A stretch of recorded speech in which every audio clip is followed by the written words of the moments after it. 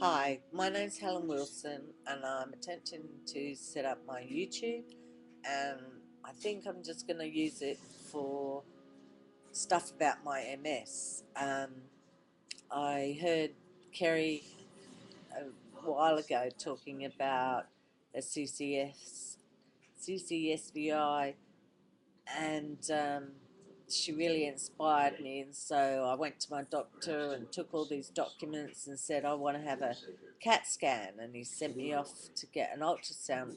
Not a CAT scan, an ultrasound.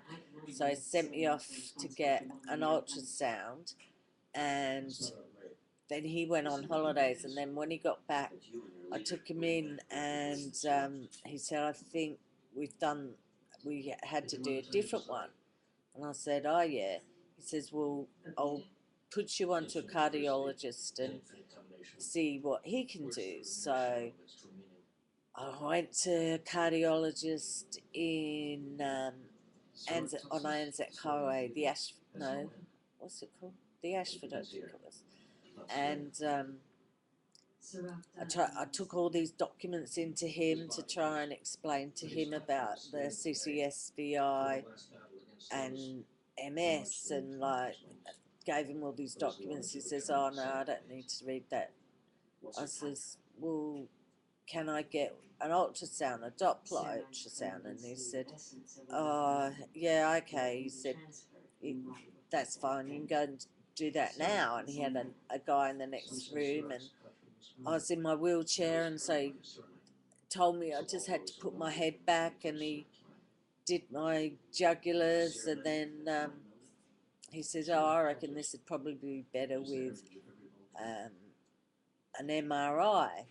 I said, oh yeah. He said, I'll take the results that we get from here and you can go and ask the doctor. And I thought, okay. So I went into the waiting room again, and then went back into the doctor's office when he was ready for me. And he said that he thought it was very unlikely that I had blocked jugulars. He said he couldn't see anything in the results, and he'd send them on to my GP. And he says, anyway, if your jugulars were blocked, he said, you'd really know about it. And I thought, oh, okay. And sort of gave up on the idea, and then when what did I do then?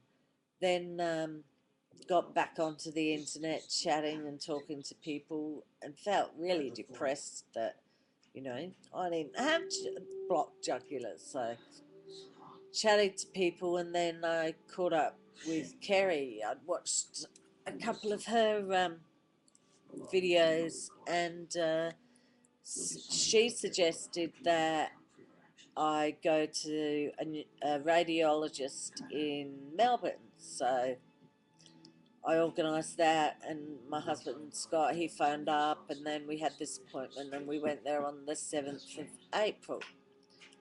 Well, like, it was amazing. Like, the woman that did it, she was really cool, and she was like doing the veins, and then she was about to do my left side. No, she'd finished my left side, and then she said, so which side do you reckon's the worst? And I said, oh, it'd have to be my left, because it's my right side that's the worst affected. I mean, I don't walk now, but like, that whole side feels like I've had a stroke. And she said, yep, that's right. And I'm thinking, wow. And, I ended up, I have got blockages. And so now my next thing is to go and see Dr. Knockley on Monday, because he's just been on another week's holiday. So then we'll have to work out what's next. What do we do next? How do I go to the specialist in Melbourne who's done a lot of these liberation things, or do we find a doctor, vein doctor over here to do it? And because the woman who did the scan, she said, you can try and get someone over there to try and do it if you want. So I thought, well, that probably would be a good idea because, well, if I need to go back or, you know, get my jugulars checked again, then it'd be easier if it was a doctor here in South Australia, in Adelaide. So, just hanging out for Monday. Haven't been able to think properly. All I can think about is that they're going to do something. I know I don't want to expect a miracle, but you know, I saw a guy on the internet again who had MS, and his wheelchair was up the hill, and he was down the hill looking up at it, and I'm thinking, yeah, I'm going to be like that. So I'm going to walk this year. I am determined. But even if that doesn't happen, even if I feel less fatigued and all of that stuff, well, that'll be pretty amazing too. Okay, well, that's all for now.